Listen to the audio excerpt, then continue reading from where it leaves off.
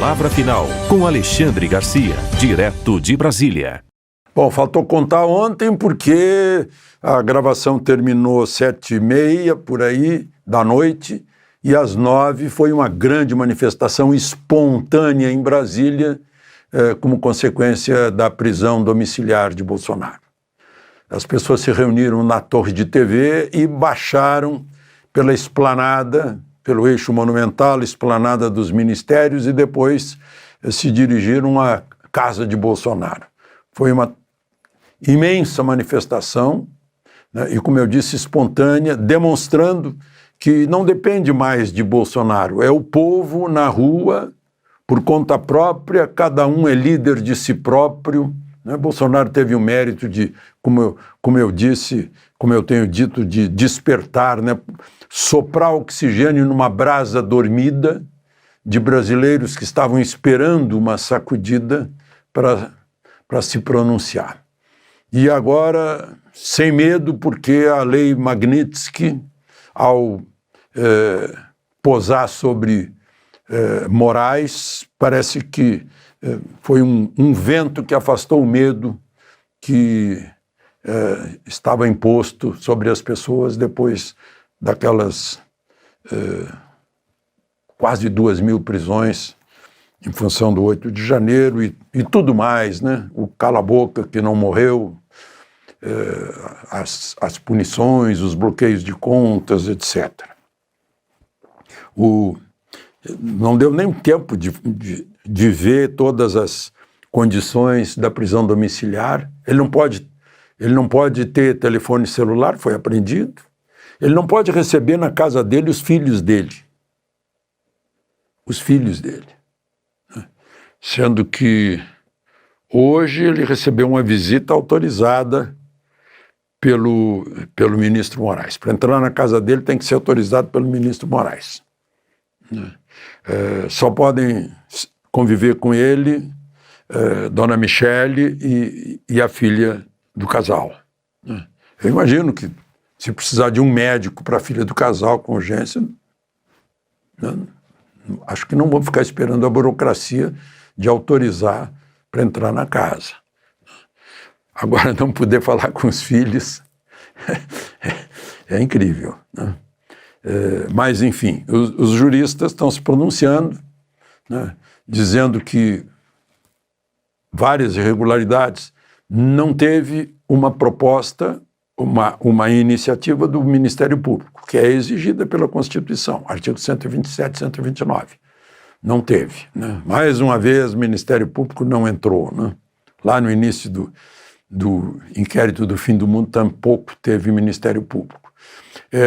Para decretar prisão domiciliar, dizem os juristas, teria que haver uma prisão preventiva e depois uma prisão domiciliar. Prisão domiciliar não pode ser a primeira prisão, segundo os juristas, né?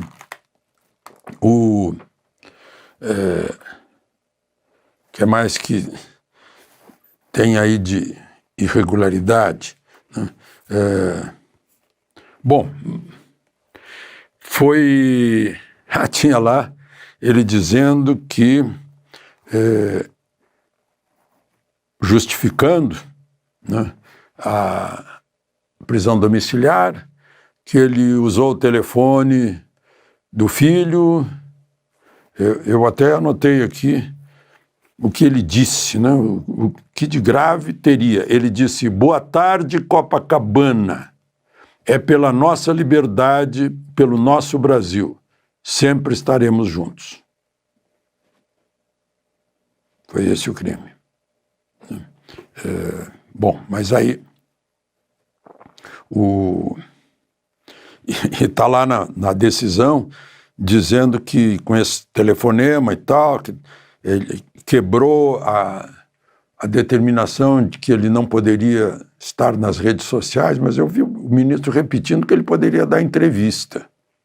Entrevista hoje em dia é basicamente rede social. É o que a gente sabe aí da atualidade, né? O resto já é coisa que é coisa tradicional, né? Mas, e aí fala que aí eventualmente poderiam ser praticadas ilegalidades por Bolsonaro. É o famoso pré-crime. Né? E aí o Departamento de Estado, o Bureau de Negócios do Hemisfério Ocidental, divulgou uma nota, ainda ontem, dizendo que Moraes, sancionado por violação de direitos humanos, continua usando as instituições brasileiras para silenciar a oposição e ameaçar a democracia. Os Estados Unidos condenam o decreto de prisão domiciliar do ex-presidente Jair Bolsonaro e responsabilizarão todos os que apoiam e colaborarem nessa conduta. Bom, agora a gente vê aí, né, essa voz que foi fechada de Bolsonaro virou a voz do povo. Cada um tem a sua voz. A voz da oposição virou a voz do povo, de milhões, daqueles milhões que saíram para as ruas no domingo e para os milhares, não sei quanto, que encheram ruas de Brasília na reação espontânea de segunda-feira à noite, de ontem à noite. Bom, só para terminar aqui, né? Ainda tem essa história que está chocando. Eu tenho a impressão que está naquela imprensa que há pouco eu chamei de mais antiga, tradicional, não está só nas redes, deve estar nas televisões, nas rádios, suponho, né? Uma espécie assim de lava-toga, divulgação de anotações de coisas do Talhaferro, que trabalhava no gabinete de Moraes no Tribunal Superior Eleitoral, que está com o jornalista americano Schellenberg, que está divulgando, mostrando, assim para a gente resumir, que o gabinete de Moraes na Justiça Eleitoral virou uma espécie de delegacia de polícia de investigação, colhendo dados biométricos da Justiça Eleitoral e pesquisando pessoas que tinham sido presas para saber as coisas que elas postaram desde 2018. Né? E aí tem uma fala do juiz auxiliar dizendo: na audiência de custódia, dar a cada um o que é de direito, a prisão. Quer dizer, é uma coisa assim que está com muito ódio, muita crueldade. Né? É isso que está abalando aí o dia de hoje, porque é assim, é um escândalo. Porque o devido processo legal comporta um inquérito feito pela polícia, né, em que a justiça não se mete. E a justiça é o juiz natural. A justiça eleitoral não é o juiz natural. Né? Obviamente não é. E o uso de dados sigilosos para alimentar um inquérito e manter as pessoas na prisão. Em que misturou-se aí polícia, Ministério Público e tribunal. Uma mistura não identificada.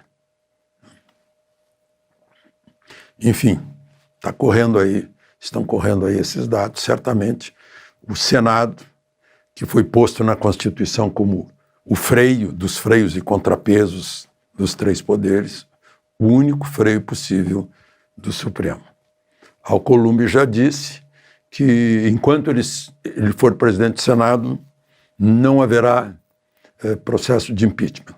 E está havendo, a oposição voltou com toda a força, foi para a rampa do Congresso, agora está ocupando as mesas das duas casas, enquanto os dois presidentes, um não concordar com tramitar o projeto de anistia na Câmara e o outro tramitar com os requerimentos de pedido de impedimento do ministro Moraes no Senado, vão continuar obstruindo, está nesse pé.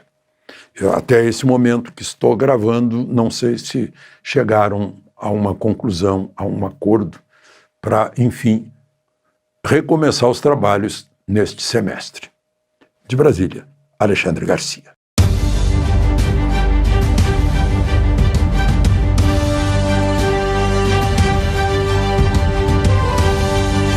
A Palavra Final, com Alexandre Garcia, direto de Brasília.